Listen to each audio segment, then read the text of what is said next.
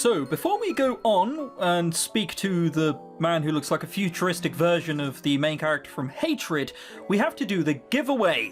So, there were a total of 22 of you who entered in total. Thank you very much for entering, of course. Thank you very much for watching the content. But what you're all interested in is who you won, right? Who won?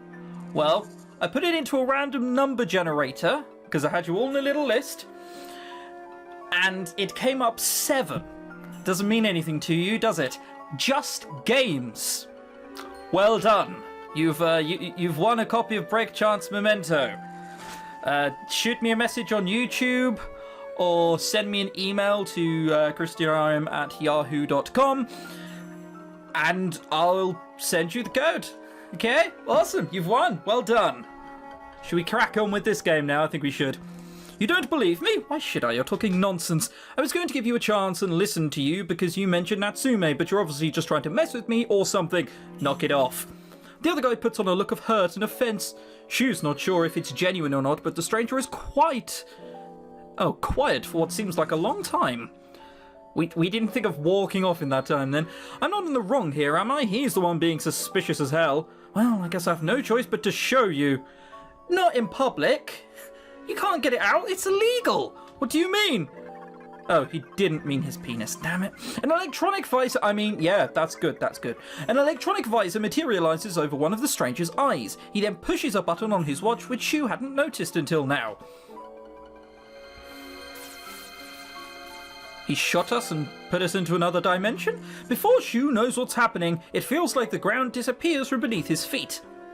He shuts his eyes as quickly as possible to block out the bright light. Strangely, it feels like wind is whirling all around him.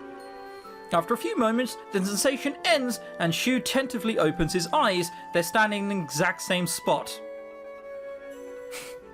Is this going to be like that Red Dwarf moment? There's the amazing dimension jumper and they press it and they're still in exactly the same spot and nothing's changed. And then it's just like, have we moved at all? I feel it might be that. What? We've gone back in time, back 11 days to be precise. Hearing this, all of Shu's reservations and common sense go out the window. He just wants so very much to believe. Back 11? This is the day that Masaharu was, that's right. Right now, we're on the day that your brother died. Shu looks around, momentarily panicked, but nothing seems to be out of the ordinary. Nothing seems any different than from before. He begins to laugh nervously. Alright, you got me. That was a pretty nifty light trick you did. But going back in time, that's a... Nifty light trick? You're fucking transparent! Is that not as much of a giveaway, Shu? He's just sitting there going... Well, this happens all the time. I'd like to believe it, but every time I visit the bathroom, I just go transparent. I never look down. I don't know why I said that. You really had me going for a second there, though, I'll admit it. The stranger continues speaking as if Shu hadn't said anything. In fact, your brother is going to die in about 15 minutes. Okay, look, I've been more than patient with you already, but this is sick. You're disgusting. What do you think you're trying to pull? Look, there he is now. Hang on. 15 minutes? I assume he waits around. That wasn't just a very short 15 minutes. Despite himself, Shu turns around and there he is, his brother. It's a short glimpse, but Shu would recognize Masaharu anywhere. He watches in stunned disbelief as his older brother walks into the convenience store. The door shuts behind him and Shu, now desperate, is about to run to Masaharu when he's stopped by the stranger who stands in front of him to block his way. Shu tries to get around him, but the guy refuses to let him pass. Move, I just need you... Can't let you do that, Shu, I'm sorry. You could have explained it, but... Why didn't you make it 25 minutes before he was about to arrive and then explained everything to me, as opposed to let me having seen him, then block my way, then explain it? That would have been so much easier. If this isn't your idea of a sex joke and we really are time traveling, then I can save him. He's right there. No, you can't save him. Don't tell me you're going to feed me some bullshit about how you can't change the past or it'll mess the future. What did you even bring me for here then? You misunderstand. Let me finish before you interrupt me, kid. I was going to say not yet. You can't save him yet. What do you mean not yet? Look, I'll explain everything to you, all right? That's why I came all this way, so calm down and let me explain before you go into hysterics. I just saw my brother alive who was dead. He was deaded. Very dead. And you're sitting there just going, oh, don't go into hysteria. He was dead and now he's there. What? Of course I'm going to be. I'll take your silence as a yes. Now let's go back to the present, shall we? Wait, what? Now I can't say, whatever. A few button presses and bright beams of lights later, they're back where they started. Of course, Shu can't be totally sure, but he sees the same people milling around about that were there before he got to the bridge earlier. So he figures they must have been back in the present. No one questioned this. There were people around and no one went, okay. Poof. And then two people disappeared. No one went, huh. Tom, did you see? Over there. Two people just disappeared. No one questioned that. Careless, this guy. He doesn't think things through properly. That or this guy's amazingly good at doing light tricks, and this is just another dream. Shu sighs. Okay, I'm calm now. So what do you mean by not yet? Is it a whole bunch of things that I have to train myself for, and if I save someone else, I would die instead? I don't know, I'm speculating. Impatient, aren't we? Wouldn't you be impatient if you were me? Yes. I guess you're right, but try to slow down a little. Time travel's all about precision. You can't rush things. But do you want to bring your brother back? Of course I do. To fix your family's broken relationship? I know all about your family, of course. Not going to explain that. I mean, come on. You look like you're in a wetsuit that Jaws has been attacking. You don't say. I told you I'm from the future. I'm one of your older brother's best friends. Is that why you said I was like him? That's right. Shu sighs again, despite himself. Yes, I do want to fix that. Well, you can, if you learn to travel through time. Oh, just as easy as that, is it? Obviously, just get to the point. We can't talk here, we don't know who might hear us. But, what? We just transported through time! And now you're like, no, it's fine. We can't speak about it, someone might hear. You fucking weirdo. Has Jaws' attack have been taking something out of his brain? Seriously? Oh, I'm dead serious. The stranger refuses to be rushed no matter how much Shu nags him, and so Shu lets himself be led to a seedy-looking cafe near the bridge. Everything has a background. It's incredible. There's no reused anything. There's just so many. Although, this is like the middle of the day, isn't it? What cafe owner sat down and went, right, the thing is about my cafes, I want it to look like you could potentially get kidnapped and murdered in there. I want it to be that dark. Even though there are a lot of lights, I want to all be low wattage and not really illuminate anything. How does that even work? Look at these lights. They're barely illuminating anything. What's the point? Well, okay, so do you want to light up the tables, Mr. Cafe owner? No, just a small half-foot circle radius around them, please.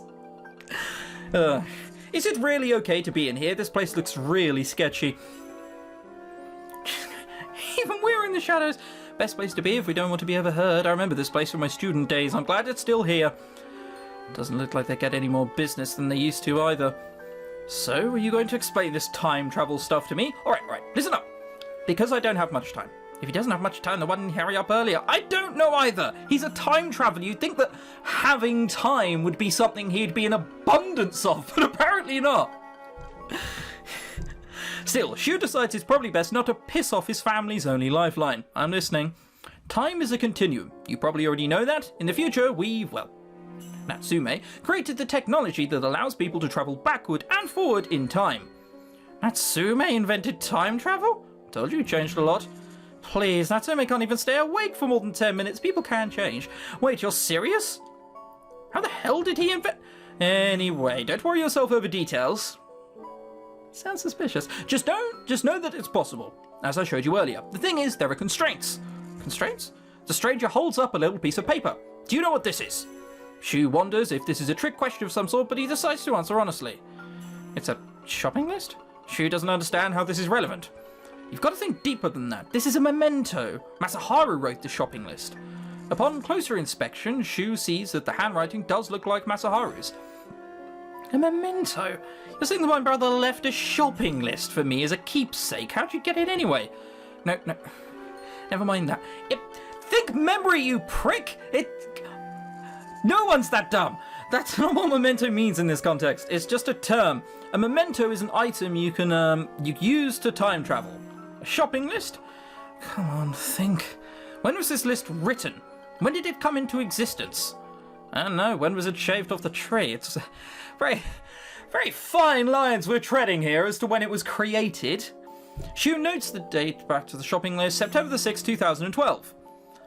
That's the date. Masaharu, now you're getting it. By the way, this is what I used earlier to transport us back in time to see your brother. This game is set in 2012? Why?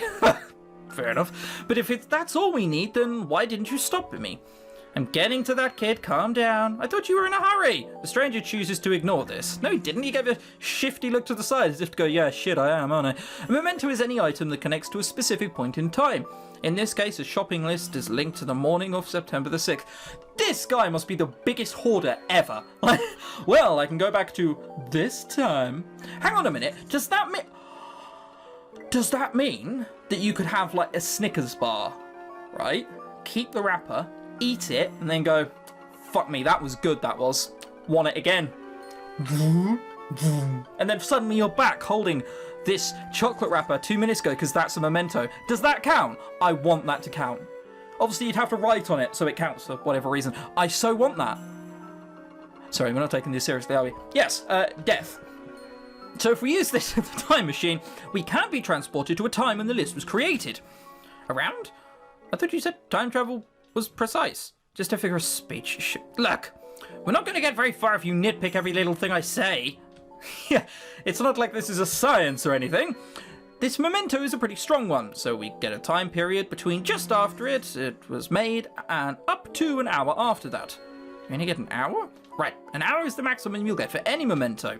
Some mementos give you even less time than that. Your brother wrote this pretty early in the morning, so right when we saw him, the time was just about to run out.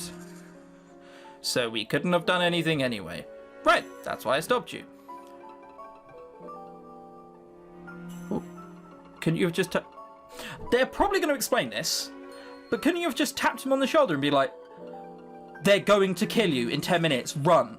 Like, I'll explain later. Just run. Like, whatever. So what you're saying is, if I can find a stronger memento with a time period closer to when Masaharu died, I can save him. That's right. Okay, so whatever it was he left with us when he went running off, his bag... Does that count? Because that wasn't created. His bag was created ages ago. It's very loose definition here. Whatever. You can go back in time and change what happened, so you'll be able to save Masaharu. The present and future will change, and he'll be alive again. This sounds way too good to be true. I can understand why you might feel that way, but this is all possible thanks to technology your brother will create many years from now. Just don't think about the science too hard. It's way beyond your level of understanding. Stop! No need to insult me in such a way. It's just rude. The stranger puts the shopping list on the table and starts sipping his coffee. How'd you know about this? Why did you come here? Like I said, I'm from the future. Someone from my time went back to the past without authorization and messed things up. Masaharu wasn't supposed to die in the time I come from. Not like that. So Natsume and I decided to enlist your help to change things.